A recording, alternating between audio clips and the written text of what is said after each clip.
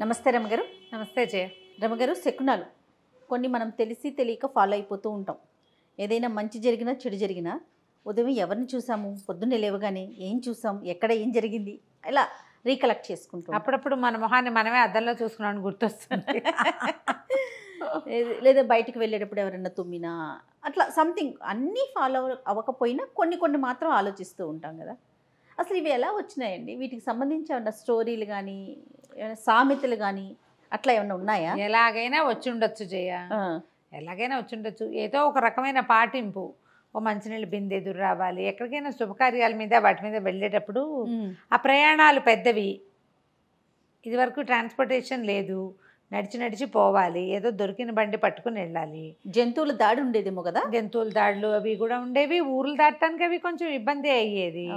అందుకని ప్రయాణ సన్నాహం చేసేటప్పుడు కొంచెం మంచి వాళ్ళు మంచిగా ఎదురొస్తే ప్రయాణం బాగా జరుగుతుందని ఒక నమ్మిక. అలా ఎలాగో మొదలయ్యి ఉంటాయి, అంతే అంతే. అందులో ఏం చేస్తాం మనం, ఈ పిల్లి ఎదురొస్తే అదని, కాక ఎదురొస్తే ఇదని, మంచినీళ్ళు బిందొస్తే, ముత్తైదు వస్తే, బ్రాహ్మడు వస్తే, ఒంటి బ్రాహ్మణ శకునం మంచిది కాదు. అవును, మన ఇష్టం ఎన్నో క్రియేట్ చేసుకో. బోల్డ్ అని క్రియేషన్ అంటే ముందు నుంచి ఉన్నవే, కొత్తవి క్రియేట్ చేసుకోం మనము. ఇవి కాకుండా పొద్దున్న ఎవరైనా ఎదురుపడ్డారు, అప్పుడు పెట్టిన సందర్భం వేరే ఉండొచ్చు. దాన్ని మనం ఎప్పుడు మాట్లాడుకుంటూ ఉంటాం కదా రమ్మగారు, సందర్భాలు వేరు, కానీ మనకి వీలుగా దాన్ని మనం మార్చుకుంటాం. ఇవాళ పని అవ్వకపోతే పొద్దున్న లేచి ఎవరి మొహం చూసానో అని గుర్తు చేసుకోండి. ఇదివరకు అట్లాగా తెల్లారు లేచి పళ్ళు తోముకోవడానికి, నీళ్ళు తెచ్చుకోవడానికి నువ్వు వాకిట్లోకి వెళ్తాలా? అసలు మన ఇంట్లోనే, మన ఇళ్లలోనే, మన బాత్రూములు మన ఇంట్లోనే, మన నీళ్లు మన ఇంట్లోకే వస్తాయి. తెల్లారు లేచి తలుపు తీస్తే ఎదురుకుండా వాళ్ళ ఇల్లు కనబడుతుంది. ఇదివరకు ఎలా ఉండేవి, ఇళ్ళు విసిరేసినట్టు దూరంగా ఉండేవి. పళ్ళు దంతధావనానికి, వంటూ అన్నిటికీ బయటకు వెళ్ళాలి. నీళ్ళు కావాలంటే బయట నుంచి తెచ్చుకోవాలి. అవును కదా. ఇలాంటప్పుడు బయటికే వెళ్ళాల్సి వస్తుంది. అప్పుడు ఎవరినో ఎదురొస్తారు, చూస్తాము. ఇప్పుడేముంది, మొత్తం కార్యక్రమాలన్నీ అయితే కానీ మనం బయటపడం ఇంట్లో నుంచి. మీ పరిస్థితి ఏంటి రమ్మగారు? ఎదురొచ్చే కార్యక్రమాలు ఉన్నాయా మీకు? ఏవో ఉంటాయి. మేము ఊరు వెళ్ళేటప్పుడు అప్పుడు చూసుకొని చేయ. ఒక్కొక్కళ్ళు ఉంటారు కదా, వాళ్ళకి కాస్త సెంటిమెంట్ ఉంటుంది. వాళ్ళు ఉన్నారనుకో మాతో పాటు, అప్పుడు నేనే ఎదురొచ్చి కారెక్కుతాను అనమాట. ఓహో, వ్యక్తులను బట్టి. మేమే అయితే మాకేం ఎదురు రావటాలు ఉండవు. నేను ఇంట్లో దండం పెట్టుకుంటాను, దీపం పెడతారు. ఆ వెళ్ళేటప్పుడు ఒకసారి చెప్తా, బాబు మా ఇల్లు బాగా చూసుకొని అయినా అని చెప్తాను. ఎవరికి? భగవంతుడిగా. ఓకే, మా ఇల్లు జాగ్రత్తమ్మా అని చెప్పేస్తా, వెళ్ళిపోతాం. వెళ్ళే దారిలో ఇట్లా రోడ్డు తిరగంగానే మాకు దాసాంజనేయ స్వామి దేవాలయం ఉంటుంది సందులోకి, అక్కడ ఒక దండం పెడతాను. అదే మనకి గుడివైపు చూడకపోతే కుదరదు నాకు, మాటల్లో పన్ను. గుడి వచ్చేదాకా ఆపదామ పడతారని చదువుకుంటా, నా సెంటిమెంట్ అది. అదే ఆ గుడి ప్రాకారమే కనపడుతుంది, గుడే మనకు కనపడదు, ఇది కనిపిస్తుంది, కమాన్ కనపడుతుంది. అక్కడ ఒకసారి ఆంజనేయ స్వామికి ఒక దండం విసిరి పెడతానమాట. ఓకే, ఆయన ప్రయాణం సజావుగా చేయొచ్చు, మా ఇల్లు వాకిలి జాగ్రత్త అని. ఇదే మన శకునం. ఒక్కొక్కళ్ళకి ఒక్కో రకం, అంతే. ఎదురు రావాలి. మా పక్కింటి వాళ్ళ అబ్బాయికి నేనే ఎదురు రావాలని ఉండేది. 2 సార్లు 3 సార్లు అతను ఫారిన్ ప్రయాణానికి నేనే ఎదురెళ్ళాను. ప్రెజెంట్ ఎక్కడ ఉన్నాడు అతను? ఇప్పుడు ఫారిన్ లోనే ఉన్నాడు. శభాష్. అయితే ఒక్కొక్కళ్ళకి ఒక్కటి ఉంటుంది కదా, నమ్మకం రమ్మగారు. అంతే. అంతేగాని ఇప్పుడు నీ నమ్మకం నీ దగ్గర కరెక్ట్ అయింది, నా దగ్గర ఫెయిల్ అవ్వచ్చు, అంతే కదా. ఓ చిన్న సరదా కథ చెప్దాం చూడు. ఓ ఊళ్ళో రామరాజు అని ఒక ఆయన ఉన్నాడు. ఈయన వడ్డీ వ్యాపారం చేసుకునేవాడు. ఓ రోజు పొద్దున్నే లేచాడు. నేను చీకటి ఉండగానే లేచి పొరుగురు వెళ్దాం అనుకున్నాడు. అప్పులు వసూలు చేసుకోవాలి కదా. వడ్డీ వ్యాపారాలు అంటే నెల వడ్డీ వసూలు చేసుకోవాలి, లేదా అసలైన కాగితాలు ఏవో పుచ్చుకుని వెళ్దాం అనుకున్నాడు. సరే, వాకిలి తలుపు తీసేసరికి అలా వాకిట్లో మియావంటూ పిల్లి కనపడింది. చిచ్చి దీనిహం మండా, తెల్లవారే కనపడింది, మన పని ఏమవుతుంది చి అని తలుపు ఇట్లా వేసి వెళ్ళి పడుకున్నాడు. అయితే మన తలుపులాగా ఇట్లా వేస్తే పడిపోయే తలుపులు కాదు, గడి పెట్టాలి. ఈయన గడి పెట్టల. అప్పటికి ఎంత అయింది టైము? 4:15, 4:20 అయింది. చీకటితోటే వెళ్ళాలి కదా ప్రయాణాలంటే, లేకపోతే ఎండకితే నడవలేరు. లోపలికి వచ్చి పడుకున్నాడు, తలుపేలా దగ్గరకు పడింది. అదే సమయానికి ఆ వీధిలో పోతున్న ఒక దొంగవాడొకడు ఓరగా తెరిచి లోపల నుంచి వెలుగు బయటపడుతున్న ఆ ఇంటిని చూసి చల్లగా ఇల్లు రామరాజు గారిదని గ్రహించుకుని లోపలికి వచ్చాడు. లోపలికి వచ్చి చూస్తే రామరాజు గారు పడుకున్నాడు మంచం మీద. ఆయన పోయి ఇంకా ఊరెళ్ళను ఈ పూట అని మానేసుకుని మంచం ఎక్కేసాడు. ఓకే, ఆయన తల వైపున గల్లా పెట్టుంది అయింది. అక్కడ పడుకున్నాడు, గల్లా పెట్టున్న గదిలోనే పడుకున్నాడు. లోపలికి వచ్చి అలాగా గల్లా పెట్టెత్తాడు. వాడు అట్టించి ఇటు వస్తుంటే గల్లాపెట్టలో చిల్లరుంది, గల్లు మంది అని ఈయన లేచి కూర్చున్నాడు. లేచి కూర్చుంటే వీడి చేతిలో ఉన్న గల్లాపెట్టతోటి ఆయన నెత్తి మీద ఒకటి పెట్టి ఒకటే పరుగు. ఆ మనిషిని చూసేసాడు ఈయన వెలుగులో.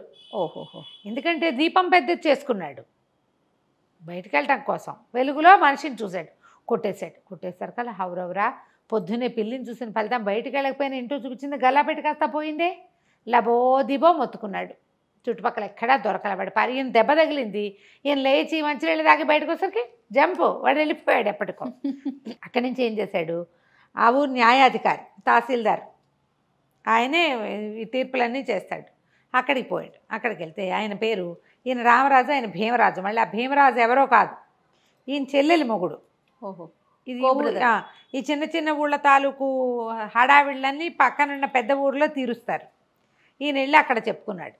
ఆ చెప్పడానికి వెళ్ళిన చోట ఉన్న ఆయన ఎవరంటే భీమరాజు గారు, ఈయనకి స్వయాన బావ.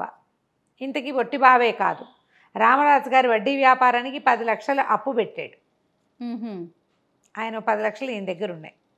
ఏమో ఈ బాబా ఏమన్నా చెల్లి పెట్టడానికి వచ్చావా, ఏమిటా ఈ సంగతి అన్నాడు. చెల్లేమిటి నా బొంద, తెల్లవారి నిద్ర లేవగానే పిల్లి మొహం చూశాను, దొంగ మొహంది. దాన్ని చూసేసరికల్లా గల్లాపెట్ట కాస్త పోయింది. ఎవడో ఎత్తుపోయాడు బాబా, ఇక మొహం మీద బొప్పి. అసలు అందులో ఉన్న డబ్బులు నీవే, నీకు ఇవ్వడం కోసమే నేను అన్ని సర్ది పెట్టాను. పొద్దునే బయలుదేరి వద్దామనుకున్నా, వాకిట్లోకి వచ్చేసరికల్లా వాకిలి తలుపు తీసి మొహం కడుక్కుని ఏదో చెయ్యాలి కదా. అవును కదా. వాకిలి తలుపు తీసేసరికల్లా పిల్లి ఎదురైంది. వెళ్ళి పడుకునేసరికి ఎవడొచ్చాడో తెలీదు, వాడికి అస్త ఇట కొట్టేసేసాడు నన్ను, పోయింది అని లబో దిబోమని గోల పెట్టాడు. గోల పెట్టేసరికల్లా సరే ఈయన ఏం చేశాడు, ఆరా వీరా అందరికీ తన డబ్బులు కబురు చేశాడు. ఇంతలో ఏమైంది, సరే నువ్వు వెళ్ళు మీ ఇంటికి, మా ఇంటికి వెళ్ళిపో, మీ చెల్లెలు చాలా రోజులైంది కలిసి అంటోంది, వెళ్ళి కాస్త ఏదైనా ఎంగిలిపడి కాసేపు నడుము వాల్చి రాను మళ్ళీ కచేరీకి రమ్మన్నాడు. ఇతను ఇంటికి వెళ్ళాడు. ఇంటికి వెళ్ళి చెల్లెలేదో అంత తద్దనం పెడితే తినేసి మళ్ళీ వచ్చేసరికి ఎండెక్కింది. మధ్యాహ్నం అయిపోయింది.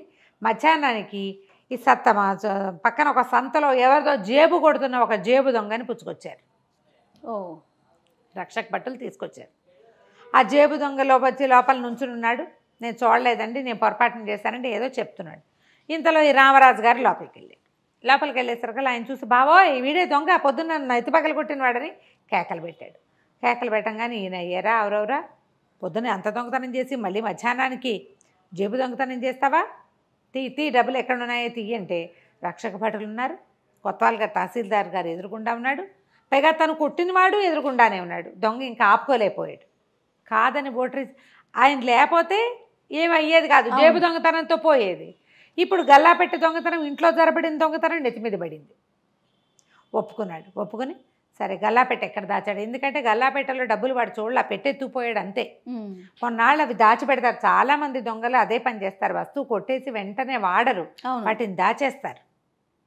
తెలివి తక్కువ పిచ్చి పెదవులు వెంటనే అమ్మకంలో పెడతారు. మెచ్యూర్ దొంగలు పట్టిపడిపోతారు వాళ్ళు. తెలివిగల పురాతన దొంగలు ఏం చేస్తారు, దొంగతనం చేసిన వస్తువుని పైకి రాకుండా కప్పెట్టేస్తారు. జనం దాన్ని మర్చిపోయాక తీస్తారు బయటికి. మనం చాలా చూస్తాం ఇలాంటివి. 20 ఏళ్ల క్రితం పాటి పెట్టింది దొరికింది అని వీడు ఎక్కడో దాపెట్టాడు. అక్కడ చెప్పంగానే ఇక రక్షక భటులతో పాటు రామరాజు కూడా పోయాడు. ఆ పెట్టె నాదే అన్నాడు. పొద్దున ఏం చెప్పాడు, గల్లాపేటలో డబ్బులు దాచాను, ఆ డబ్బు నీకు ఇవ్వడానికే అన్నాడు. ఆ డబ్బు తీసుకొచ్చి సరుకు ఇక్కడ అప్పచెప్పాలి కదా. ఈ తహసీల్దార్ గారి దగ్గర అప్పచెప్తే పెట్టె తెరిచేసరికల్లా 10 లక్షల సొమ్ము ఇంకా చిల్లర ఉంది. తహసీల్దార్ గారు తన 10 లక్షలు తను లెక్క పెట్టి తీసుకున్నాడు. ఈయన నెత్తి తడుకుంటూ ఏం చెప్పాడంటే, పొద్దున్నే పిల్లి మొహం దాని మొహం చూసేసరికల్లా ఇంత దెబ్బ తగిలింది, డబ్బులు పోయింది, కానీ నువ్వు భలే ఘటికుడు బావా, 2 గంటల్లోనే సంపాదించేసావు, పట్టేసావు దొంగనంటే. సరే ఈయన అన్నాడు తహసీల్దార్ గారు, బాబా నే కూడా పొద్దున్న పిల్లి మొహమే చూశాను పొద్దున్నే, నువ్వు పోయింది అంటున్నావు, నాకు వచ్చింది చూడు, బాకీ వసూలైపోయింది, పాత బాకీ వసూలైపోయింది. 2 ఏళ్ళ నుంచి వడ్డీ ఇస్తున్నావా, ఇవాళ అసలు వసూలు అయిందంటే మహాలక్ష్మి ఇంటికి వచ్చింది, పిల్లి ఎదురవటం వల్లే మహాలక్ష్మి ఎదురొచ్చింది. ఈయన గొంతులో డక్కుపడింది. ఈయనకి డబ్బు ఇవ్వడం ఏమి ఇష్టం లేదు ఇప్పుడు. అదేలే మహా అయితే కొంచెం చెల్లు పెట్టేవాడు, ఉన్న 10 ఇచ్చేయవలసి వచ్చింది. సరే ఇంకా ఊరుకున్నాడు మాట్లాడకుండా. సరే చెల్లెలింటో రాత్రి భోజనం చేసి పడుకుని అనుకుంటూనే ఆ ఇచ్చేయాల్సి వచ్చిందని ఉన్నవి ఆల్రెడీ కొన్ని బాకీలు బయట ఇచ్చున్నాడు. ఆ డబ్బుతో తన కథ నడుస్తుందన్నమాట. సణుక్కుంటూ ఇల్లు చేరాడు. ఈయన ఇంటికి వెళ్ళిపోయాడు. మధ్యాహ్నానికి పక్కింటి ఆయన ఎదురొచ్చాడు. ఆయన అదోలా ఉన్నాడు. ఏమిటా గోపాలం అలా ఉన్నామంటే, ఏం చెప్పనండి, పెంపుడు పిల్లి పిచ్చిముండా పొద్దున్నే ఎవరి మొహం చూసిందో నిన్న సాయంత్రం చచ్చిపోయిందండి అన్నాడు. ఈయన ఉలిక్కిపడ్డాడు. ఆ దొంగ కూడా ఇదే మాట చెప్పాడు. పొద్దున్నే పిల్లి ఎదురొచ్చింది అందుకే నేను పట్టుబడిపోయాను అని. ఇప్పుడు ఎదురొచ్చిన పిల్లి ఎవరెవరికి ఎదురొచ్చింది? మొదట రామరాజుకి ఎదురొచ్చింది. అవును. రామరాజుకి డబ్బు పోలేదు, అప్పు తీరిపోయింది మొదట పోయి దెబ్బలు తగిలినప్పటికీ. అదే పిల్లి దొంగకి ఎదురొచ్చింది, వాడు పట్టుబడిపోయాడు. ఆ పిల్లి కాస్త పైకి వెళ్ళిపోయింది. పిల్లి ఎదురొచ్చిన భీమరాజు గారికి ఆయన పాత బాకీ వసూలైపోయింది. పైగా దొంగని 2 గంటల్లో పట్టుకున్న క్రెడిట్ కూడా వచ్చింది. శకునంలో ఏమైనా ఉందా? ఒక్కొక్కరికి ఒక్కో విధం. అదే ప్రధానమైనది ఏంటి? ఈయనకి బాకీ తీర్చే రోజు వచ్చింది, వాడికి పట్టుబడే రోజు వచ్చింది, ఆయనకి డబ్బు వచ్చే రోజు వచ్చింది, దానికి కాలం చెల్లిపోయింది, చచ్చే రోజు వచ్చింది. ఎవరో ఎదురొచ్చారు పొద్దున్నే దానికి, అందుకని పోయింది అంతే. ఎవరి మొహం చూసిందో పిచ్చిమంటే చచ్చిపోయింది అన్నాడు. అనగానే ఈయన ఉలిక్కి పట్టాడు, నా మొహమేగా చూసింది అది. అయ్యో రామా అనుకున్నాడు. ఇంకెప్పుడు చిచ్చి ఈ సెకండ్ పాటించకూడదు, నా దారిని నేను ఊరు ప్రయాణం అయ్యి ఉంటే ఇదేవి నా డబ్బు ఇప్పుడు అప్పు తీర్చాల్సిన అవసరం ఉండేది కదా, ఇంకా కొన్నాళ్ళు నడిచేది కదా, ఈసారి శకునం పాటించకూడదని 4 కొరుకుని లోపలికి వెళ్ళిపోయాడు. నేనే చూశాను అని చెప్పకుండా కాదు కంచికి మనం ఇంటికి. చాలా బాగుందండి. నమస్తే. నమస్తే. నమస్తే రమగారు. నమస్తే జయ. రమగారు, అరేబియన్ నైట్స్ నుంచి ఏదైనా ఒక మంచి కథ చెప్తారా? అరేబియన్ నైట్స్ కథలే కొన్ని, మళ్ళీ మామూలు కథలని క్లబ్ చేసిన కథలు కూడా కొన్ని ఉన్నాయి. అందులో ఏదో కథ ఉంది, దానికి కొంచెం మన మామూలు రకపు కథని ఒకదాన్ని కలుపుతారనమాట. ఓకే. అలా కలిపిన కథలు కూడా భలే సరదాగా ఉంటాయి. జోసిగాడు కథ చెప్తాను. పూర్వమాట ఒక ఊళ్ళో ఒక భార్య భర్త ఉండేవాళ్ళు. అతను బార్బర్. ఏదో సుమారుగా ₹1 తెచ్చుకునేవాళ్ళు. మామూలు జీవితం. ఆ కాలంలో మనం రోజు స్నానం చేయరు వాళ్ళని చెప్పుకున్నాం చాలా కథల్లో. స్నానశాలకి వెళ్తారు. ఈ మంగళాయన భార్య ఒకరోజు చాలా తలనొప్పిగా ఉంది, ఎన్ని రోజులైనా తగ్గట్లేదు, స్నానశాలకు వెళ్దామని స్నానశాలకు వెళ్ళిందట. వెళ్తే ఏమైంది, ఒక ఆవిడెవరో వచ్చింది అక్కడికి. ఆవిడ చక్కగా అలంకారం చేసుకుని ఉంది, కొంచెం జోరుగా ఉంది. వెనకాల ఎవరో ఇంకో మనిషి వచ్చింది. ఆవిడ వెళ్ళిపోయింది లైన్లోకి. అదేంటండి నన్ను పంపించలేదు, ఆవిడ పంపించావు, నేను ఇంకా 5 నిమిషాల ముందే వచ్చా కదా అనేసరికల్లా ఆ వీడున్నట పనివాడ ఉంటాడుగా మేనేజరు. ఆవిడెవరనుకున్నావమ్మా, ఆస్థాన జ్యోతిష్కుడు భార్య. ఆవిడకి ఇవ్వాలిగా ఫస్ట్ ప్రిఫరెన్స్. అంతే. ఆవిడేమైనా సామాన్యురాలు అనుకున్నావా? ఆవిడ వెనకాల ఎవరున్నా సరే ముందు వాళ్ళందరినీ పక్క పెట్టాలి, ఆవిడని పంపించాలి అంతేనన్నాడు. ఒళ్ళు మండిపోయింది. ఇప్పుడు జ్యోతిష్కుడికి కాదు వాడి పెళ్ళానికా ఇంత గొప్ప? మరి ఒళ్ళు మండి ఇంటికి వెళ్ళిపోయింది. మొగుడిని తెగ తిట్టింది ఇంటికి వెళ్ళి. నువ్వు జోసిగాడివి అయిపోవాలి ఇప్పుడు అర్జెంటుగా, నువ్వేం చేస్తావో నాకు తెలియదు, లేదా నేను నీకు ఇచ్చేస్తా విడాకులు, నేను నీతో ఉండను, ఏమైనా సరే నువ్వు మన పెళ్లి రద్దు చేసుకుంటావా, జోసిగాడు అవుతావా, జ్యోతిష్యుడు అవుతావా తేల్చుకోమని. అర్థం కాదు, ఏమిటే నీ గోల అంటే, మామూలు జోసిగట్ట ఆయన పెళ్ళానికే అంత గొప్ప వచ్చింది, నేనేమో వెనకాల నుంచున్నాను, పుట్టెడు తలనొప్పితో పగిలిపోతుంటే ఈ అవమానం సహించలేకుండా ఉన్నాను, ఏమైనా సరే నువ్వు జోసిగాడే అయిపోవాలి అంతే, లేకపోతే ఇక పెళ్ళి రద్దే. సరే ఆలోచించి ఈ నీళ్ళంతా వెతికి చూస్తే వాళ్ళ ఇంట్లో పిల్లలు ఆడుకునే గవ్వలు పాచికలు అలాంటివి ఉన్నాయి. ఓ పాత తాటాకులు కట్ట కూడా ఒకటి ఉంది. సరే ఆ తాటాకులు కట్ట, ఆ పాచికలు, ఆ తర్వాత ఏమో ఆ గవ్వలు పుచ్చుకుని వెళ్ళి ఆ స్నానశాల దగ్గర కూర్చున్నాడు. ఇలా వెళ్ళిపోతానంటోంది, ఏం చేస్తాం మరి, ఏదో 2 రోజులైనా జ్యోతిష్యం చెప్తామని వేషం వేస్తే ఏమైనా ఒప్పుకుంటుంది అనుకున్నాడు. ఓకే. ఈ టైం బాగుండి ఆ రోజు యువరాణి స్నానానికి వచ్చింది. మామూలుగా స్నానాలకు వచ్చేటప్పుడు ఎటా ఉన్న వాళ్ళు అట అలంకారాలు అవి చేసుకుని రారు. స్నానానికి వెళ్ళేటప్పుడు ఎట్లా చేస్తారని నగా నాణ్యం అన్నీ దిగబెడిచి కొంచెం లేతరంగా వచ్చే సింపుల్వి బట్టలు కట్టుకుని పొద్దుటి పూట వస్తారు. ఆవిడేం చేస్తుంది, మొత్తం నగలు నాణ్యాలు పైన పెట్టుకునేవి, చెవులకు పడిన బొచ్చెడున్నాయి, బోర్డు నగ, మొత్తం నగలన్నీ ఊడ్చేసింది ఇంటి దగ్గరే. అయితే స్నానశాలకు వచ్చాక చూసుకుంది, వేలికి బిగుతుగా ఒక ఉంగరం ఉంది ఆవిడకి. ఈ ఒళ్ళు తోమేటప్పుడు మరి వేళ్ళు కూడా తోమించుకోవద్దు, అందుకని ఏం చేసింది, ఈవిడితోటి ఒక దాసి వచ్చింది. ఈవిడ ఉంగరం తీసి దాసి చేతిలో పెట్టి, నాన్నెచ్చిన ఉంగరమే జాగ్రత్తగా పెట్టు అంది. సరే దాసి కూడా ఆ ఉంగరాన్ని ఎక్కడైనా దాచబెట్టాలి, తను కూడా వెళ్ళాలి లోపలికి. ఏం చేసింది, ఈ స్నానశాలకు గోడల్లో చిన్న చిన్న కంతలు ఉన్నాయి. ఒక కంతలో ఆ ఉంగరాన్ని పెట్టి తన జుట్టుని ఇట్లా మెలిదిప్పి గుర్తుగా అందులో పెట్టింది. కంతలో గుర్తుగా ఆ ఉంగరం బయటికి కనపడకుండా జుట్టు అడ్డం పెట్టింది. జుట్టు తనకు కూడా గుర్తుంటుంది కదా. లోపలికి వెళ్ళిపోయారు. ఇక అమ్మాయి గారు ఒళ్ళు తోమారు. సరే స్నానం అయింది, అన్నీ అయిపోయిన తర్వాత ఆవిడ శుభ్రంగా మంచి బట్టలు తీసుకొచ్చింది ఓ బ్యాగ్ తోటి. ఎవడ పాత బట్టలు అక్కడ పడేసి శుభ్రంగా కొత్త బట్టలు కట్టుకుంది. మరి ఉంగరం ఏదే అంది. ఉంగరం అనగానే మర్చిపోయింది ఈవిడ. తన్నుకు చచ్చిన ఆ ఉంగరం ఎక్కడుందో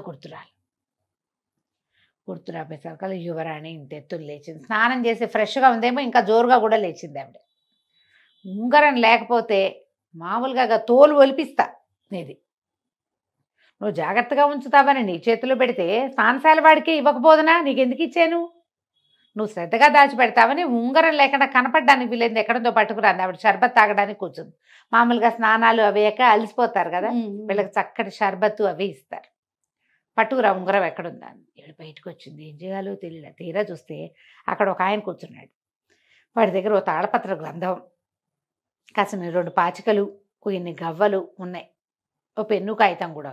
పరిగెత్తుకుంటూ వెళ్ళి, బాబాబు ఓ ప్రశ్న ఇస్తాను, యువరాణి ఉంగరం ఎక్కడో దాచిపెట్టాను, ఎక్కడ దాకొలిపోయానో ఏమో గుర్తు రావడం లేదు, కొంచెం ఒక ప్రశ్న వేసి ఏ దిక్కులో ఉందో చెప్పబా బాబాబు అని.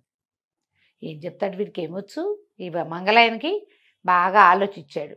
అట్లా దాసికేసి చూస్తే ఈవిడ ముసుగేసి కొట్టిస్తే వేసుకుంది. ముసుగుకి ఒక చిల్లు ఉంది, చిరుగుంది. ఆ చిరుగులో నుంచి ఆవిడ జుట్టు కనిపిస్తుంది. ఇది చెప్పేట, ఏమిటోనమ్మా ఆలోచిస్తుంటే నాకు ఒక చిల్లు, దాంట్లో జుట్టు కనపడుతున్నాయి అని చెప్పేట. ఏమీ లేదు. అప్పుడు గుర్తొచ్చింది దాసికి, నేను జుట్టు అడ్డం పెట్టానండి. వెతికి గోడలన్నీ వెతుక్కుని ఆ గోడల్లో జుట్టు పెట్టిన దాన్ని కంతం చూసుకుని ఆ జుట్టు బయటికి లాగితే వెనకాల ఉంగరం. అమ్మయ్య అనుకుని ఆయనకు 10 రూపాయలు ఇచ్చి ఆ ఉంగరం పుచ్చుకుని యువరాణి దగ్గరికి వెళ్ళింది. ఈ లోపల ఆవిడ షర్బత్తు పూర్తయింది. ఏమైనా ఉంగరం తెచ్చావంటే ఇదిగోనమ్మా. ఉంగరం పెట్టుకున్నాక యువరాణి అడిగింది, మర్చిపోయానన్నావు, ఎటా గుర్తొచ్చింది, ఏం చేసావంది. నేనేం చేశానమ్మా, బయట ఒక జ్యోతిష్కుడు ఉన్నాడు, సింపుల్గా ఉన్నాడు కానీ భలే ఐడియా ఉంది, నిమిషంలో చెప్పాడమ్మా అనగానే ఆశ్చర్యపోయింది. ఏంటి ప్రశ్న అడిగితే చెప్పాడు అంటే ఎంత పవర్ఫుల్లో కదా. అంతేగా. ఇంటికి పోయి నవాబు గారికి చెప్పింది. కాస్తుంటే నువ్వు నా చిన్నప్పుడు, ఆవిడ 15వ ఫంక్షన్కో పుట్టినరోజుకో ఎప్పుడో ఇచ్చాడు నాన్న ఉంగరం. పుట్టినరోజుకు నువ్వు ఇచ్చిన ఉంగరం పోయేది, గోడలో పెట్టింది బండది, మర్చిపోయింది. అది గుర్తు రాకపోతే జ్యోతిష్కుడిని అడిగేసరికి ఆ జ్యోతిష్యుడు చెప్పాడు నాన్న, ఎంత బాగా చెప్పాడో, క్షణాల్లో ఉంగరం దొరికేసింది అనగానే ఆయన ఆశ్చర్యపోయాడు. ఎవరా జ్యోతిష్యుడు ఏమిటని కబురు చేశాడు, పిలిపించాడు. యువరాణి ఉంగరం దొరికిచ్చినందుకు ఏవో బహుమతి ఇచ్చారు. రోజు ఆస్థానానికి రండి అన్నాడు. రోజు రాజుగారి ఆస్థానానికి వెళ్ళటం అంటే ఎట్టా వెళ్తాము, వాళ్ళే ఓ బండి పంపిస్తారు. అంతేగా. మరి బండి వెళ్ళేటప్పుడు ఖాళీగా పంపించరు, ఫుడ్ దినుసులు ఏవో పంపిస్తారు, సంబారాలు పంపుతారు. వీళ్ళింటికి 4 వస్తున్నాయి. ఈయన భార్యకి సంతోషంగానే ఉంది. సరే 4 కొద్ది రోజులు వెళ్ళేసరికల్లా ఏమైంది, రాజుగారి ఖజానాలో దొంగలు పడ్డారు. దొంగలు పడేసరికల్లా ఈయన ఆస్థాన జ్యోతిష్కుడిని వదిలిపెట్టి ఈయన దగ్గరకు వచ్చి, మీరు మహానుభావులు, పోయిన ఉంగరం పోయినట్టే పట్టేశారు, కాబట్టి పోయిన ఖజానాని పట్టుకోవాలి, మీకు 40 రోజులు గడివిస్తున్నా, 40 రోజుల్లో ఖజానాని వెతికి పట్టుకోండి. మీరు గ్రహాల్లో లెక్కేసుకుంటారా, జ్యోతి టైం కడతారా, మీరు ఏం కట్టినా సరే అనగానే వీడికి టెన్షన్ పుట్టేస్తుంది. ఏం చేయాలి, మనకేం తెలుసు, ఏదో ఒకటి క్లిక్ అయింది, కాసేపు వెళ్ళి అక్కడ కూర్చుంటున్నాము, శుభ్రంగా ఫుడ్ గిడ్డు వచ్చేస్తుంది, వాకిట్లోకి బండి వస్తుంది, పిల్లలు కూడా సరదాగా బండెక్కి బళ్ళోకి వాటికి వీటికి వెళ్తున్నారు, బాగానే ఉంది. ఇప్పుడు ఇంతంత చేయమంటే ఎటా చేస్తాం మనము. బాగా ఆలోచించి ఇంటికి వెళ్ళాక ఇది మన వల్ల కాదనుకుని తెగ తిట్టిపోసాడు పెళ్ళాన్ని. మామూలు తిట్ల, నీ వల్ల ఇరుక్కున్నాను ఇప్పుడు 40 రోజులు, ఈ 40 రోజుల్లో దొరకపోయిందంటే కొరతేస్తాడు రాజు, నవాబు గారు ఊరుకోడు అనేసరికల్లా భార్య అంది, సరే 40 రోజులు టైం ఉంది కదా, మరి ఓ పని చేస్తా, 40 ఖర్జూరాలు ఒక సంచులు వేసి పెడతా, లెక్కగా ఒక సీసాలు వేసి పెడతా, రోజు కూడా తిను, దొరికిందా దొరుకుతుంది. ఈ లోపల ఖజానా 40వ ఖర్జూరం అవ్వగానే మనకి డేట్స్, రోజుల లెక్క తెలిసిపోతుంది, డేట్స్తో డేట్లు తెలుస్తాయి. 40వ ఖర్జూరం అయిపోగానే పారిపోదాం, ఇక్కడ ఉండద్దు, మనకి రోజులు కొలత తెలిసేందుకు వేస్తానంది. సరేనని ఏం చేసింది, 40 ఖర్జూరాలు ఎంచి ఓ ఇంత గాజు సీసాలో వేసి ఈయన బయట కూర్చుంటాడు ఒక వసారాలో, రోజు కాసేపు జ్యోతిష్యం సామాన్లు పెట్టుకుని అక్కడ పెట్టింది. ఆ రోజు చీకటి పడ్డాక ఏమైంది, ఊళ్ళో అంతా చెప్పుకున్నారు, కొత్త జ్యోతిష్కుడికి, యువరాణి ఉంగరాన్ని కనిపెట్టిన బ్రహ్మాండ నాయకుడికి దొంగతనం కేసు అప్పచెప్పారు. ఆయన 40 రోజుల్లో గ్రహాలని అంజనం వేసి పట్టేస్తానన్నట్ట అనగానే సరే దొంగల ముఠాకి ఈ సంగతి తెలిసింది. ఆ దొంగలు వీడి అదృష్టం బాగుండి 40 మంది. వాళ్ళల్లో ఒకడు వచ్చి ఈయన సంగతి ఏమిటో చూద్దామని వచ్చాడు. వాడు చీకటి పడే వేళకి వీళ్ళ వాకిట్లోకి వచ్చేసరికల్లా ఆవిడ ఆ సైగ చేసింది. అతనిలో ఒక ఖర్జూరం నోట్లో వేసుకో, చీకటి పడింది, రాత్రి ఆహారానికి అనమాట ముందు. ఈయన అందులోంచి ఒకటి తీశాడు. 1 అని ఇంకా 39 ఉన్నాయి అన్నాడు. ఈ బయట నుంచిన వాడికి ఏమర్థమైంది? ఒకడు వచ్చాడు, ఇంకా 39 మంది ఉన్నారు అంటున్నాడని అర్థమైంది. అయ్య బాబో, వీడు కనిపెట్టేశాడు, లెక్కకొకళ్ళని చొప్పున అప్పచెప్తాడు ఏమిటోనని పరిగెత్తుకుంటూ వెళ్ళిపోయి వాళ్ళకు నాయకుడికి చెప్పాడు. ఆయన 40 మంది ఉన్నారని తెలుసండి, ఆయన కనిపెట్టేశాడు, ఒక్కొక్క విషయం కనిపెడుతున్నాడు. నేను వాకిట్లోకి వెళ్ళంగానే ఒకడు వచ్చాడు, ఇంకా 39 మంది ఉన్నారు అంటున్నాడండి. అంటే నీ మొహం అంతలా ఎలా తెలుస్తుంది? జ్యోత్స్యాలు గిస్యాలు నేను నమ్మనన్నాడు. రెండో రోజు రెండో వాడు వెళ్ళాడు. ఈయన 2 ఇంకా 38 ఉన్నాయి అన్నాడు. మూడో రోజు 3, నాలుగో రోజు 4, ఇక రోజుకు ఒకడు వచ్చాడు. ఈయనేమో రోజుకు ఒక లెక్క చెప్తాడు. వాళ్ళు టెన్షన్గా సాయంకాలం ఆయన ఖర్జూరాలు నోట్లో వేసుకునే టైంకే వస్తున్నారు. ఓకే, 39 రోజులు గడిచిపోయినాయి. 39వ రోజు సాయంకాలము వీళ్ళ నాయకుడే నిజంగా వీళ్ళు అంటున్నది కరెక్టా కాదా చూద్దామని వచ్చాడు. అన్నిట్లోకి అట్టడుగున ఉన్న ఖర్జూరం పెద్దది. ఈయన బయటికి తీసి 40వ కూడా వచ్చేసింది, ఇది పెద్దది అన్నిటికంటే, దీంతో సమాప్తం అని ఆ ఖర్జూరం వలిచి నోట్లో వేసుకోగానే ఈ బయట ఉన్నవాడు, నాయన నేనే పెద్దవాడిని, నేనే నాయకుడిని కూడా వీడు కనిపెట్టేశాడు, జ్యోతిష్యుడు మామూలు వాడు కాదని లోపలికి వచ్చేసాడు. వచ్చి బాబు మమ్మల్ని క్షమించు, మమ్మల్ని వదిలిపెట్టే, మమ్మల్ని పట్టించొద్దు, మా 40 మంది నీ కాళ్ళు పట్టుకుంటాం, నీకు 4 బానిసలను ఇస్తా, మరి పైన డబ్బులు ఇస్తా, మొత్తం దొంగిలించిన ఖజానా అంతా తెచ్చి అప్పచెప్తా, మేం మాత్రం జైల్లో పడకూడదు, ఇక్కడి నుంచి వెళ్ళిపోతే బతుకుంటే బలిసాకు తింటాం, ఖజానా దొరికిందంటే దొరికామా మేము ఇంకంతే కదా, మా జీవితాలు జైల్లోనే తెల్లారిపోతాయి, మొత్తం ఖజానా సొత్తంతా తెచ్చి నీకు అప్పచెప్తాను, నీకు పెద్ద బహుమతి ఇస్తాను, 4 బానిసల్ని సహాయానికి ఇస్తాను, 4 కంచరగాడిదలు ఇస్తాను, మమ్మల్ని వదిలిపెట్టే బాబాని బతిమలాడుకున్నారు. ఇంకేం చేస్తాడు? సరేనన్నాడు. పారిపోదామన్నా ఛాన్స్ లేదు ఇప్పుడు. వాడు తెల్లవారేసరికి గాడిదల మీద వేసుకుని వచ్చి ఆ ఖజానా సొత్తంతా అప్పచెప్పేశాడు. అవి పెద్ద పెద్ద పెట్టెలు, 4 పెట్టెలు, 4 పెట్టెలు తెచ్చి అప్పచెప్పాడు. వాకిట్లో 4 బానిసల్ని 4 గాడిదల్ని నుంచోబెట్టాడు. అక్కడి నుంచి 2 మూటలు తెచ్చిచ్చాడు, డబ్బులు వాడుకోండి, మా జోలికి రావద్దు, ఎప్పుడైనా ఇక ముందు మేము చిన్న పన్న దొంగతనాలు చేసి మా కేసులు నీ దగ్గరకు వస్తే నువ్వు మమ్మల్ని వదిలేసేయాలి, మమ్మల్ని పట్టించకూడదు, మేము నీకు బహుమతి చేస్తాం ఏదో ఒకటి. ఏం చేయాలి? తెల్లవారేసరికి అలా ఖజానా దొరికింది అన్నారు. రాజుగారి దగ్గరికి పట్టించుకెళ్ళారు. అంచనా వేసి ఈయన రప్పించాడు వాకిట్లోకి. ఎవరు తెచ్చిచ్చారు అవన్నీ ఎవరికి తెలుసు? అర్ధరాత్రి వచ్చినవి. అవును. సరే ఖజానా దొరికిపోయింది, పుచ్చుకున్నారు, అయిపోయింది. ఇక రాజుగారి బహుమతులు చిన్నవి కాదు, తక్కువ కాదు, 1 కాదు, 2 కాదు, వీడిని తెగ పోషించేసేవారు. ఈ పోషణ పెరిగే కొద్దికి ఈ మంగళాయనికి గంగవీరులు ఎత్తిపోవటం మొదలుపెట్టింది. ఏదైనా ఒకరోజు బయటపడితే ఏమవుతుంది ఈ కథ అంతా? సరే ఎట్లాగైనా ఇందులోంచి బయటపడిపోవాలి ఉంది ఆయనకి. అందుకని ఏదో ఒక పిచ్చి పని చేసైనా రాజుకు కోపం తెప్పించాలి. ఏం చేయాలని ఆలోచిస్తూ ఒకరోజు స్నానశాలకు వెళ్ళాడు. స్నానం చేస్తుంటే ఆయనకి తట్టింది. ఏం చేశాడు? తడిట తువ్వాలు, ఒళ్ళు నుంచి సబ్బు నీళ్లు గారుతూ, తడి బట్టలు, ఒక టవల్ చుట్టుకున్నాడు. అదేమో శుభ్రంగా నానిన తట్టవలు పట్టుకుని ఉన్నాడు. గబుక్కుని పరిగెత్తుకుంటూ బయటకు వచ్చేసాడు. వచ్చేసి రాజుగారు అప్పుడు ఆస్థానంలో కొలువు తీరి కూర్చున్నాడు నవాబు గారు. ఈయన అలాగే తడిబట్టలతో పరిగెత్తుకుంటూ వెళ్ళి రాజుగారి తక్తు మీదకి ఎక్కేసి ఆయన ఇట ఎత్తుకుని బయటికి తీసుకొచ్చాడు. రాజుగారు అరిచి కేకలు పెట్టాడు నవాబు గారు, ఎవడరా నువ్వు? ఈ బట్టలేమిటి? ఈ లోకం ఏమిటి? నన్ను ఎత్తుకోవటం ఏమిటి? నువ్వు వదిలే అంటుంటే ఈ లోపల జనాలంతా హాహాకారాలు చేస్తున్నారు. లోపల ఏమైందని చూస్తే రాజుగారి తక్తు మీద పైన దూలం విరిగి పడింది. ఓహో. పడేసరికల్లా ఈ నవాబు గారు మామూలుగా కావలించుకోవాలా, పక్కటెముకలు కదిలిపోయేలాగా కావలించుకున్నాడు. ఊరిని నువ్వెంత గొప్పవాడివి, స్నానశాలలోనే నీకు తెలిసిపోయింది నా మీద దూలం పడుతుందని, అందుకని ఎలా ఉన్నవాడివి అలాగే వచ్చి భగవంతుడిలాగా రక్షించేసావు నన్ను, నువ్వు మామూలుగా రక్షించలేదు, ఇక ఏం చేసినా సరే నువ్వు మాతోటే ఉండాలని తన బిల్డింగ్ ఎంత ఉందో అంత బందరం కట్టించి ఇచ్చాడు జోసిగాడికి. ఓహో.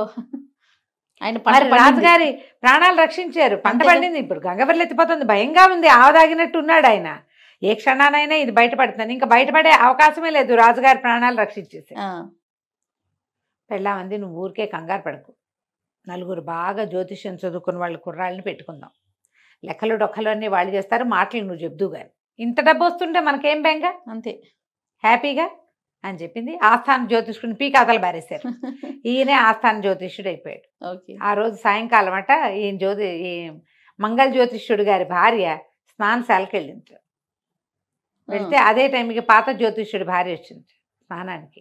ఈవిడ మేనేజర్ వైపుకి తిరిగి, ఆ మనిషిని అవతల పంపించు, నేను స్నానం చేయాలి ముందని చెప్పింది. ఇంతకుముందు ఎవరిని చూసి ఆవిడకి అసూయ వచ్చిందో ఆవిడని బయటికి పంపించి ఈవిడ స్నానానికి వెళ్ళింది. కథ కంచికి మనం ఇంటికి. చాలా బాగుందండి. నమస్తే. నమస్తే. నమస్తే రమ్మగారు. నమస్తే జయ. ఏదైనా మంచి స్టోరీ చెప్తారా? రాజయోగం కథ చెప్తాను. మనకి గొప్ప యోగాలు, రాజయోగం ఉంది, అలాంటివి మన జాతకాల్లో కనపడతాయి. వీడు గొప్ప యోగం పడుతుంది వీడికి, అలాంటివి చెప్తారా? అదేదో పడుతుందని చూస్తారు చాలా మంది, దానికోసం ఏం ట్రై చేయరు. దాని మీదే కదమ్మా ఆ ఒకటి అడక్క కాదు. ఏమిటి సినిమా, ఒక సినిమా పేరు మర్చిపోయాను, రాజేంద్ర ప్రసాద్ గారిది ఒక సినిమా. అదేదో అంటే వచ్చే సంవత్సరం నేను రాజు అవుతానని, అబ్బాయి ఏ ప్రయత్నం చేయకుండా ఉంటాడు. అవును. ఓ అమ్మాయిని పెళ్లి చేసేసుకుంటాడు, రాజు అవుతానని. పెళ్లి చేసుకుంటే ఎప్పటికీ ఇది కాదు, ఏమి చెయ్యడు. చేయకపోతే ఎట్లా అవుతుంది? అదే కదా. ఏదో మర్చిపోయాను, రంభ అమ్మాయి యాక్టర్స్ ఫస్ట్ సినిమా, అది నాకు గుర్తుంది. ఆ ఒకటి అడక్క. ఆ ఒకటి అడక్క ఏమిటో మరి పేరు గుర్తులేదే. కాదు రమ్మగారు. అయ్యో రామా, నేను చాలా సార్లు చూసా ఆ సినిమా. ఓకే. ఇంట్రెస్టింగ్ గా ఉంటుంది. అదొక చందమామ కథ బేస్డ్ గా వచ్చిన సినిమా ఏదయ్యా.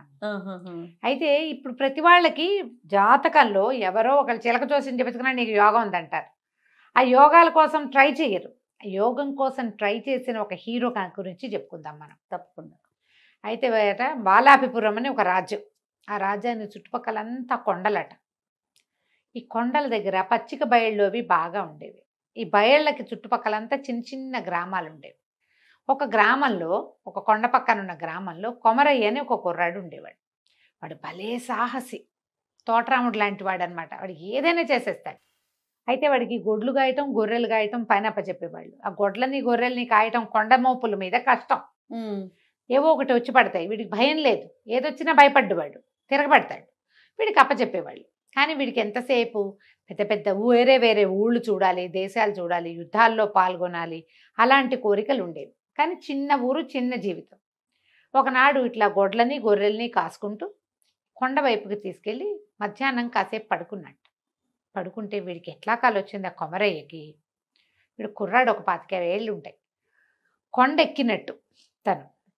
ఆ కొండ ఎప్పుడు ఎక్కినవాడు కాదు. వాళ్ళు ఎవరు కొండలు ఎక్కరు, ఆ కొండ పాదాల దగ్గరే ఉంటారు. కొండలకి ఏం చేస్తాం అనుకుంటారు. గొడ్లను కూడా అంత పైకి పోనీరు, పైన ఏ ప్రమాదాలు ఉంటాయో అని. కొండ పాదాల దగ్గర ఉన్న చోటే పచ్చిక బయళ్ళు ఉంటాయి. తను కొండెక్కినట్టు, కొండెక్కితే ఒక పెద్ద సింహాసనం ఉంది. తను ఆ సింహాసనం మీద కూర్చున్నట్టు, తన పక్కన ఎవరో రాకుమార్తె కూర్చున్నట్టు, తన తల మీద ఒక కిరీటం ఉన్నట్టు కలొచ్చింది. ఈ పక్కనున్న పిల్ల తన తన భార్య అనమాట. కలొస్తే నేను రాజుని అంటూ మెలకువచ్చింది. చూసుకున్నాడు, ఏమీ లేదు, పుట్టి నేల మీద ఉన్నాడు. కళ్ళెత్తి చూస్తే కొండ నిలువుతా కనపడుతుంది.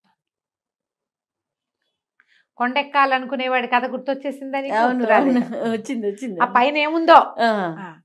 అయితే ఏమైంది? సో ఇప్పుడు ఆ కథలు కూడా దీని బేస్ ఏం చెప్పాలి? అవును రఘు గారు. అక్కడి నుంచి ఏమనుకున్నాడు, ఇది కళలు నిజమవుతాయి ఎక్కడైనా. ఇదే కళ ఇలాగే నాకేం కనపడిందో అదే వస్తే అప్పుడు చూస్తా దాని సంగతి అనుకున్నాడు. మర్నాడు మధ్యాహ్నం పడుకుంటే సేమ్ డిట్టో అదే కళ వచ్చింది మళ్ళీ. అదే అమ్మాయి, అదే సింహాసనం, తను మంచి బట్టలు వేసుకుని ఉన్నాడు, తన నెత్తి మీద నవరత్న ఖచ్చిత కిరీటం పెట్టు. ఈ పనులు మానేయాలి నేను, నాకేదో యోగం పట్టబోతోంది, అదే నాకు కనపడుతోంది. నా కళ ఎందుకు వస్తుంది పదే పదే? నన్ను ఏదో చేయమని కాదు, అదేమిటో నేను చేస్తానని ఈ గొడ్లని గొర్రెల్ని ఎవరికి వాళ్ళకి అప్పచెప్పేశాడు. నేను వేరే ఊరు వెళ్తున్నా, ఇప్పట్లో రా, రేపొద్దున బాలాపిపురానికి రాజవుతానేమో నేను. అదే ఇది దాని సంకేతమే ఇదని నమ్మాడు. దానికోసం ఏం చేయాలి? నా ఇంట్లో నేను కూర్చుని నేను రాజునవుతా అంటే అవ్వదు. రాజుని అవ్వడానికి ఏం ప్రయత్నం చేయాలో చూడాలి. దానికోసం ఎక్కడికైనా ట్రావెల్ చేయాలి అని చెప్పి ఏం చేశాడు, ఇక నడవటం మొదలుపెట్టాడు. కొండ ఎక్కగా ఎక్కగా, కొండ అంటే అది వద్ద కొండగా లేదు, అది ఒక ఎత్తు, కొంత బల్లపరుపు, అక్కడ ఏవో మామూలు చెట్లు, ఏదో చిన్న చిన్న జనావాసాలు కూడా ఏవో ఉన్నట్టే కనపడతాయి. ఆ కాస్త మేర ఉంటారు వాళ్ళు. ఇలా వెళ్తూ ఉంటే ఆ కొండ ఓ పక్క నుంచి దిగడానికి వీలుగా కనపడుతోంది. దిగితే ఆ దిగిన వైపు నుంచి చూస్తే పట్టణం కనపడుతోంది దూరంగా. ఆ దిగడానికి పూనుకున్నాడు. ఆ దిగబోతుంటే చీకటి పడేసరికి ఏదో అక్కడ పాడుపడిపోయిన కొన్ని ఇళ్ళు అలాంటివి కూడా ఉన్నాయి. అంటే ఇదివరకు ఇక్కడ జనావాసం ఉండేది. సరే వీడేం చేశాడు, ఆ ఇళ్లలోకి వెళ్ళటం ఎందుకులే, చెట్టు మీద పడుకుందామని చెట్టు మీద పడుకున్నాడు. పడుకుంటే మాటలు వినపడుతున్నాయి సన్నగా. ఇదేమిటి, కొండ మీద ఇప్పటిదాకా మనిషి వాసన లేదు, మనిషి పొలకవు లేని చోట మాటలు వినపడ్డం ఏమిటి, దెయ్యాలు మనలాగానే మాట్లాడుకుంటాయా ఏమిట్రా అని చూస్తే నలుగురు వ్యక్తులు వస్తున్నారు. నలుగురు మంచి దృఢకాయలు, బుర్ర మీసాలు, బ్రహ్మాండంగా ఉన్నారు, భారీ కాయలుగా కనిపిస్తున్నారు. వాళ్ళు ఈ చెట్టుకి అవతల పక్కన ఒక పాడుపడిన ఇల్లు చూశాడు కాదు మనవాడు కొమరయ్య, ఆ పాడుపడిన ఇంట్లోకి వెళ్ళారు. ఓహో, ఇక్కడ ఎవరో మనుషులు ఉంటున్నారనమాట, ఏమిటో చూద్దామని చెట్టు దిగేసి చల్లగా ఇంకో పక్క నుంచి ఆ ఇంట్లోకి ప్రవేశించాడు. నలుగురు కాళ్ళు చాపుకుని పడుకుని ఉన్నారు. వాళ్ళు పడుకుంటే మాట్లాడుతున్నారు. వీళ్ళు దొంగలేమో అనిపించింది. వాళ్ళ దగ్గర మూటలు, సామాన్లు, కత్తులు, పిడిబాకులు అన్నీ తీసి పక్క పెట్టారు.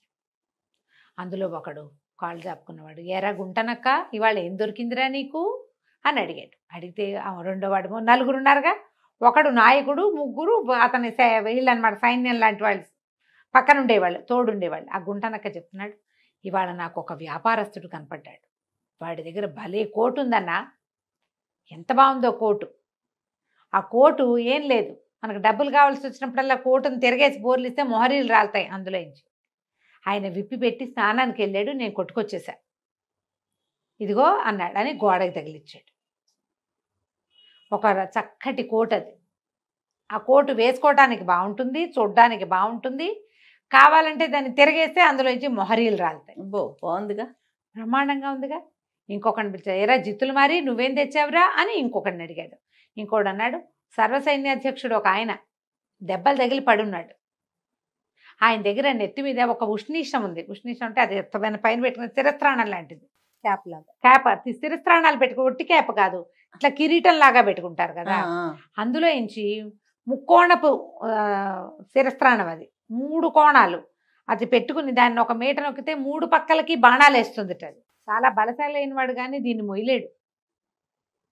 ఆయన దెబ్బలు తగిలి పడున్నాడు, చల్లగా నేను అది సంగ్రహించి తెచ్చేసా. ముక్కోణపు శిరస్త్రాణము, 3 పక్కలకి బాణాలు వేస్తుంది, బాగుందే, సరే ఇదిగో అని చూపించాడు.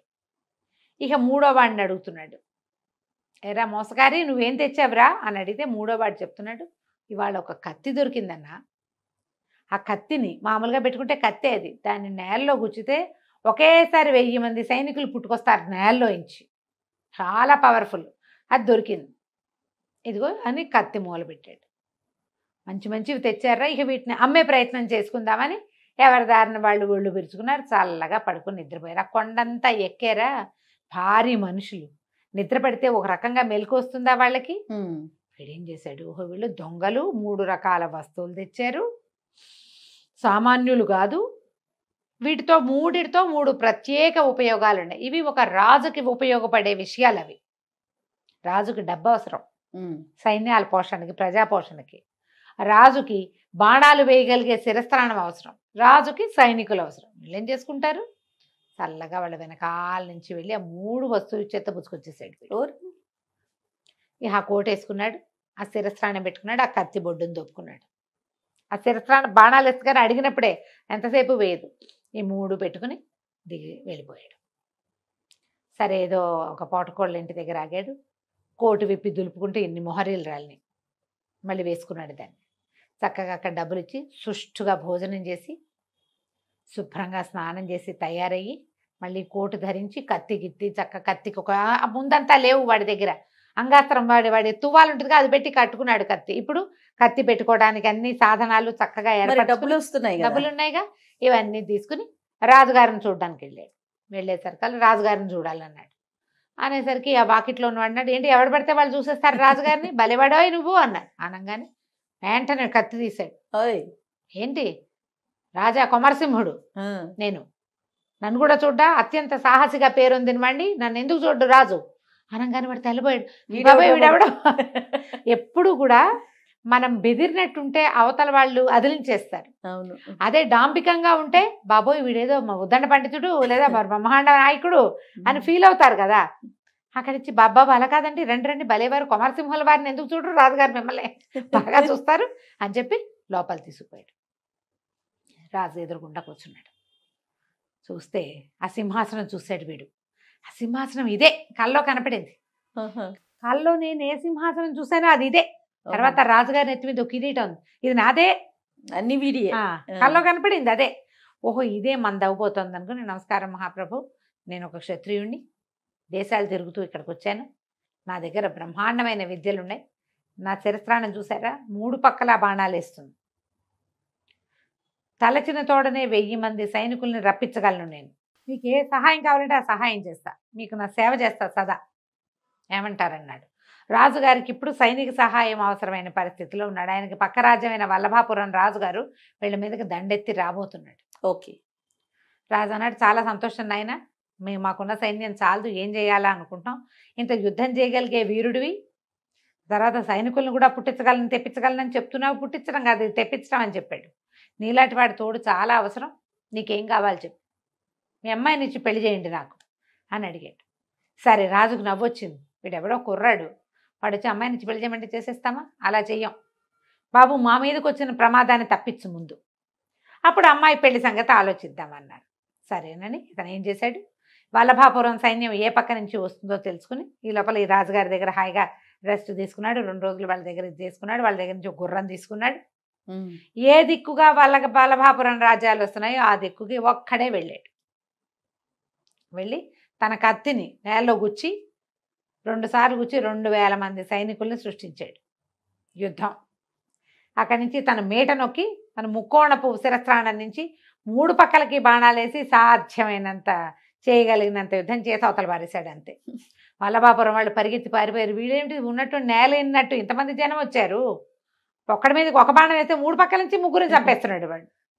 దాంతో వీడితోటి పనికిరాదని వాళ్ళు సంధి కాగితం రాసి ఓ తెల్ల జెండా ఎగరేసి పారిపోయారు. మళ్ళీ రాము మీ దగ్గరికని. అయితే కప్పం కట్టించి, మీరు మా యుద్ధం చేయటానికి వచ్చారు, ఈ ఖర్చులన్నీ ఎవరిస్తారని వాళ్ళతో డబ్బులు కట్టించి ఆ డబ్బులన్నీ తన సైనికులతో మోయించుకొచ్చి రాజుగారి ఎదుటి పోసాడు. రాజు ఆశ్చర్యపోయాడు. ఆయన కొంతమంది చారులను పంపించి తెలుసుకున్నాడు, వల్లభాపురం వాళ్ళు జన్మలో రారు ఇంకా, పైగా వాడు ప్రచారం చేస్తాడు, వీడి దగ్గరికి వెళ్తే ఇక్కడ ఎవడో ఒకడు ఉన్నాడు బ్రహ్మాండ నాయకుడు, వీడు మామూలు వాడు కాదు, 3 పక్కల బాణాలు వేస్తాడు, ఇవన్నీ చెప్పుకుంటారు కదా, దాంతో ఇంకెవరు రారు. దాంతో రాజుగారు చాలా సంతోషించాడు. భలేవాడు నాయన, చాలా గొప్పవాడివి, మా అమ్మాయి నుంచి పెళ్లి చేస్తానని అమ్మాయిని రప్పిస్తే వీడు కల్లో చూసింది ఈ అమ్మాయిని, ఓహో ఇదే ఆ అమ్మాయిని సంతోషించాడు. రాజుగారు ఇంకా వీడి కులం లేదు గోత్రం లేదు, నేను క్షత్రియుడిని అన్నాడు, యుద్ధం చేస్తున్నాడు చాలు అంతే. అప్పటికి 11వ రోజున ముహూర్తం చూసి చక్కగా పెళ్లి చేసేశారు. తన కిరీటం తీసి అల్లుండి ఎత్తి మీద పెట్టాడు. వాడు కల్లో చూసిన సింహాసనము కిరీటము అమ్మాయి 3 కుదిరినాయి వాడికి. హాయిగా రాజ్యం చేసుకున్నాడు. ఆ రాజ్యానికి చుట్టుపక్కల ఎక్కడి నుంచి ఏ ప్రమాదము రాలా అతను ఉన్నంత కాలం. కాదు కంచికి మనం ఇంటికి ఇలా జరిగితే ఎంత బాగుంటుంది కాదు జయ. యోగం ఉందని చెప్తే దానికోసం ప్రయత్నం చేసి సక్సెస్ అయిన వాళ్ళు కోకొల్లలు ఉంటారు. ప్రయత్నశీలుడు, ప్రయత్నం చేసి వీడు వచ్చాడు కనీసం అంతే, వెళ్ళాలిగా, మాకు యోగం ఉందని ఎప్పుడో వస్తుందని అదే వచ్చిద్దని అది వస్తుందని కూర్చోకూడదు. నువ్వు ఒక 4 అడుగులు ముందుకేస్తే అది 10 అడుగులు ముందుకేస్తుంది. ఏ అడుగు వేయకపోతే అది కూడా వేయదు. అదే కదా రమ్మగారు యోగం అంటే, మనం 4 అడుగులు వెయ్యాలి, అసలు వెయ్యాలి. మనం ప్రయత్నం చేస్తే అప్పుడు యోగిస్తుంది మనకి. కాబట్టి మీకు జాతకాల్లో ఆ యోగం ఈ యోగం బుధాదిత్య యోగాలు అవి ఉంటే వాటికి ఏం వస్తుందో కనుక్కొని ఏం చేయాలో తెలుసుకుని ఆ పని చేయండి నాయన, దేశం ప్రగతి పథంలో పయనిస్తుంది అప్పుడు. తప్పకుండా. నమస్తే రమ్మగారు. నమస్తే రమ్మగారు. నమస్తే జయ. ఏదైనా చందమామ కథ చెప్తారండి? పండితుడి భూతం కథ చెప్తాం. పండితుడి భూతం. ఒక పల్లెటూరులో తిమ్మయ్య అని ఒకడు ఉండేవాడు. వీడు ఏంటంటే ఏదో సుమారుగా ఆటకాయగా తిరిగేవాడు. వీడికి చిన్న తాగుబోతువాడు, కాకపోతే పెద్దగా ప్రజలకు తెలియనిచ్చేవాడు కాదు. తాగుబోతనం అంటే ఖర్చు కాదు. అవును, తాగాలంటే ఖర్చు పెట్టాలి. అప్పట్లో పాతకాలపు తాగుడు ఏమిటి? కళ్ళు. ఇప్పుడు కళ్ళు చెట్లు ఎవరో కళ్ళు గీత కార్మికులు ఉంటారు, వాళ్ళు పోయి తెల్లవారి వెళ్ళి ఒక కళ్ళు గీసి అక్కడ ఒక కుండ కట్టొస్తారు. ఇచ్చేటంతా ఎక్కుతాడా? తెచ్చిచ్చేది. ఉచితంగా దేశసేవ ఎందుకు చేస్తారు? అవును. ఆ కళ్ళును 10కో పావలాకో అమ్ముకుంటారు, అది వాళ్ళ జీవనాధారం కదా. వీడేం చేసేవాడు, చీకటి మాటను పోయి చెట్టెక్కేసి కుండ బుడ తీసేసుకుని తెచ్చేసుకునేవాడు శుభ్రంగా దొంగతనంగా అనమాట. కళ్ళు దొంగలు ఎప్పుడూ ఉండేవాడు. నా చిన్నప్పుడు నాకు కూడా తెలుసు, కొబ్బరికాయల దొంగలు, కళ్ళు దొంగతనాలు మేము కూడా వినేవాళ్ళం. అయితే ఈ తిమ్మయ్య ఏం చేసేవాడు, ఎక్కడో చోట చెట్టెక్కి కామ్గా వరుసగా ఉన్న తాళ్లలో ఓ చెట్టెక్కి తీసుకునేవాడు. వీడు తాగుతాడని ఎవరికీ తెలియదు. ఆడు తాగేసి ఒక పూట ఎక్కడో చోట పడుకుని మర్నాడు లేచి వచ్చేసేవాడు. వాడికి తాగబుద్ధి అయినప్పుడల్లా ఇదే పని. అయితే ఏమైంది, ఒకనాటి రాత్రి ఇలాగే చెట్టెక్కేమైంది, దిగి కుండ దింపేసుకున్నాడు. దింపుకున్నాక ఆ చెట్టు యజమాని ఆ పక్క చేను వాళ్ళకి కాపలా కోసం పడుకున్నాడు. అక్కడ చూసేసాడు, ఎవడో అని వెనకాల పడేసరికి ఒకటే లగెత్తేసాడనమాట. పరిగెత్తి ఎటు వెళ్తున్నాడో తెలియకుండా ఎటో పోయాడు చీకట్లో. ఇది ఇంచుమించుగా రాత్రి 11-10 గంటల వేళ. అప్పట్లో రాత్రి 10 అంటే ఇప్పటి 1 గంట అనమాట, అర్ధరాత్రి. 10 అంటే మనకు అసలు ఇప్పుడు వెలుగే ఉంటుంది. అయితే వెళ్ళిపోయి ఎటు వెళ్ళాడు, పరిసెపాడు అని ఒక ఊరు. ఆ పరిసపాడు ఊరు మొదట్లో పెద్ద శ్మశానం ఉంది, ఒక పాడుపడిన ఇళ్ళు అవి ఉన్నాయి. ఆ పరిసపాడు వైపు ఎవ్వరూ వెళ్ళరు, ఆ శ్మశానం ఉన్న వైపుకి. పగటిపూట వెళ్తారు, కానీ చీకటి పూట వెళ్తే అక్కడ ఏదో ఒక పాడుపడిన ఇల్లుంది, అందులో భూతాలు తిరుగుతాయని, కుస్తీ పట్లు పడతాయని చాలా పెద్ద పేరు. వీడి భయం వేసింది కానీ ముంతొకటి పుచ్చుకున్నాడు కదా, ఇది ఇట్లా పుచ్చుకున్నాడు, అది పుచ్చుకుని పరిగెత్తాడు. పైది తొణికిపోయినా ఉంది సగానికి సరిపడ పై. నేను ఏమనుకున్నాడు, భయానికి ఏముంది, కళ్ళు ఎట్లాగా ఉంది, శుభ్రంగా తాగేస్తే భయం లేదు, గీయం లేదు, మత్తుగా నిద్ర పట్టేస్తుంది, భూతాలు వరదారిన పోతే మన దారిని మనం పడుకుందాం, చచ్చిపోయాను అనుకున్నాడు. అనుకొని ఈ కళ్ళు చక్కగా పట్టించాడు. మామూలుగా కళ్ళు పట్టితే అందరికీ ఏం నిద్ర రాదు, కొంచెం హుషారు కూడా వస్తుంది. అయితే ఏమైంది, పరిసపాడులో చనిపోయినటువంటి పెదచేన్లు గారు అనే ఒక పండితుడు భూతంగా తిరుగుతున్నాడు అక్కడ. వీడు కాస్త అని తూగుతూ ఉంటే ఆయన వచ్చి ఆ పాడుపడిన ఇంటికి బయట వైపు నుంచున్నాడు గుమ్మం దగ్గర. ఏరో ఆయన పలకరించాడు. వీడు కళ్ళు తెరిచి చూస్తే చక్క పండిత్ శాలువా, ఎర్ర శాలువా, చెవులకి కుండలాలు, గుండు పిలక, చక్కగా విభూది కట్లు, శుభ్రంగా ఉన్నాడు. కానీ వాడు మనిషి కాదు. అక్కడి నుంచి పలకరించేసరికల్లా ఎవడు నువ్వు అని వీడికి, ఆయన వీడిని అడగాల్సింది పోయి భూతం అడగాలి, వీడే అడుగుతున్నాడు అనమాట. అనేసరికల్లా ఏంట్రా ఇంత దూరం పరిగెత్తుకొచ్చి ఇక్కడికి వచ్చి కూర్చున్నావంటే కుస్తీకి రెడీ అయినా అన్నాడు. వీడేమనుకున్నాడు, తాగేసున్నాను, పైగా పండితుడు, ఈయనకేమొస్తుంది కుస్తీ, ఏ పొలం పని చేసుకునేవాడో రైతో. అయితే వాడి కాస్త కర్ర తిప్పడం వస్తుంది, ఈయనేం పెద్ద మనిషిలాగా ఉన్నాడు, గుండు పిలక ఈయనను, ఆయనకేం కుస్తీ వస్తుంది అనుకుని ఏమనుకున్నాడు, ఆ పడతా కుస్తీ పట్టు అనేసరికల్లా వీడికి తెలియని విషయం ఏంటంటే, ఆయన అవడానికి పండితుడు పెద్ద చేన్లు గారే కానీ ఆయనకి చిన్నప్పటి నుంచి కుస్తీ ఇష్టం, చచ్చేదాకా కుస్తీ పట్లు పడుతూనే ఉన్నాడు ఆయన. చచ్చిన తర్వాత ఆ కుస్తీ తీరక ఎవరైనా దొరికితే వాళ్ళతో కుస్తీ పట్లు పడతాడు. ఇద్దరు కలిసి కుస్తీ పట్టారు. ఆయన నిమిషానికి ఒకసారి వీడిని ఎత్తి పట్టుకుంటుండా, బిగిస్తుండా, నేలకేసి కొడుతుండా, ఒళ్ళు హోనమైపోతోంది. ఈ పరిసిపాడు సాయంకాలం వేళ వచ్చిన వాళ్ళందరికీ రాత్రి ఒళ్ళు హోనమైపోయి ఏ డొంకల్లోనో దొరుకుతారు వాళ్ళ ఒళ్ళు వాళ్ళకి, ఈ భూతాలతో కుస్తీలు పట్టి. కొన్నేమో ఏడిపిచ్చుకు తింటాయి, కొన్ని కాల్చుకు తింటాయి, కొన్ని కుస్తీ పట్లు పడతాయి. వాళ్ళకి ఏంటంటే గెలవలేని వాళ్ళు చనిపోయాక భూతాలు అయిపోతారు. ఈయన ఎక్కడ ఓడిపోయాడో, పండిత్ సభల్లో ఓడిపోయాడో, కుస్తీ సభల్లో ఓడిపోయాడో, మొత్తానికి ఈయన భూతంగా ఉన్నాడు చేన్లు గారు. అక్కడి నుంచి ఇక మామూలుగా లేదు, భయం వేసేసింది, వీడు చచ్చిపోతాను అనుకున్నాడు. ఓ పక్కన కళ్ళు తాగేశాడు, పెద్దగా బ్రెయిన్ ఏమన్నాలంటే బ్రెయిన్ అండ్ హ్యాండ్ సింక్రనైజేషన్ కుదరటల్లా వాడికి. బ్రెయిన్లో ఉంది ఇలా పట్టుకుని ఇలా మెల్లిప్పాలి, అలా చేయాలని, శరీరం సహకరించద్దు, ఈ రెండు కనెక్షన్ తగ్గిపోతుంది. కళ్ళు గిల్లు ఏదైనా మతుపానీయం తాగేసరికల్లా శరీరం మాట మీద కదా తూలిపోతుంది. అవును. ఇక చచ్చిపోతానని భయం వేసేసింది. పిడిగుద్దులు గుద్దేస్తున్నాడు ఆయన, ముక్కు మొహం పచ్చడైపోయినాయి, జబ్బలు సలిపేస్తున్నాయి, డొక్కల్లో కొట్టేస్తున్నాడు, ఎత్తెత్తి విసిరి కొట్టేస్తాడు నేలకేసి, పప్పు కుదేలైపోతున్నాడు, పప్పులాగా అయిపోతున్నాడు. అక్కడి నుంచి ఏం చేశాడు, ఇలా మెలికేసినప్పుడు ఆయన తలకాయ చేత్తో పుచ్చుకున్నాడు, చచ్చిపోతాననిపించినప్పుడు. ఈ తల చేతిలో పుచ్చుకుని తల పట్టుకుని గుండు పట్టిన నున్నటి గుండు, వెనకేమో పిలకుంది ఆయనకి, చక్కాయ చిన్న అంత ఉంది. ఈ పట్టుకుని ఈ గుండు పట్టుకుని తోసే క్రమంలో ఈ చెయ్యిట మొహం నుంచి జారి పిలక మీదకి వెళ్ళినాయి 2 చేతులు. గట్టిగా పట్టుకున్నాడు. గుండు అంటే ఇంత ఉంటుంది, పట్టు దొరకదు. పిలక చిన్నది కదా, అది ఇట్లా పట్టేసుకున్నాడు. పట్టుకునేసరికల్లా ఆయన విదిలించుకుని వీడు విదిలించి రయ్యమైన పిలక కాస్త ఊడి చేతిలోకి వచ్చి ఆయనకు గుండంతా నెత్తురుమయం నొప్పెట్టింది. మన కేక పెట్టాడు. ఆయన పక్కకి వీడో పక్క పెట్టాడు. వీడి పిలక చిత్తపుచ్చుకుని ఉన్నాడు. ఒరే ఒరే ఒరే నా పిలక నాకు ఇచ్చేయరా అన్నాడు. అప్పటికి వీడి తెలిసింది, ఓహో ఈయనకి పిలకంటే భయం అనమాట. పిలక లేకుండా కుదరదు ఆయనకి. నేను ఇచ్చేదేంటి, నేను పీకేశాను, ఇది నాదేనన్నాడు. అనగానే ఆయన ఒరే ఒరే నీ దుంపదెగా, పిలకేరా నా బలము, మా మిగిలిన భూతాలందరూ మనిషి వేధవతోటి పిలక పీకించుకున్నానని ఎక్కిరిస్తారు.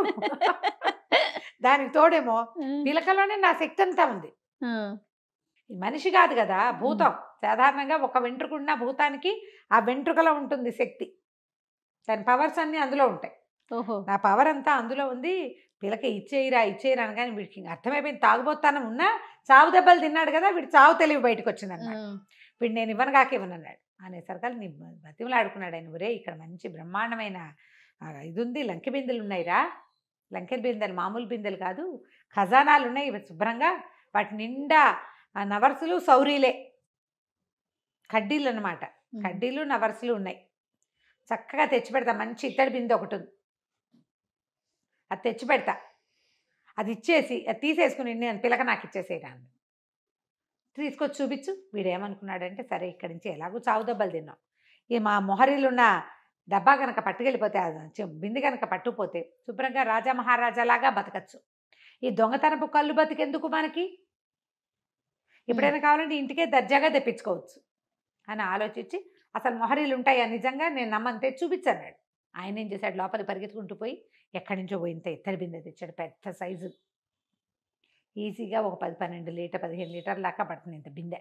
దాని నిండా మొహరీలే గలగల గలగల ఆడుతున్నాయి. ఇంతంత కడ్డీలు, అంతంత బిళ్ళలు. తీసుకొచ్చి చూస్తే కళ్ళు తడుక్కుమన్నాయి వీడికి.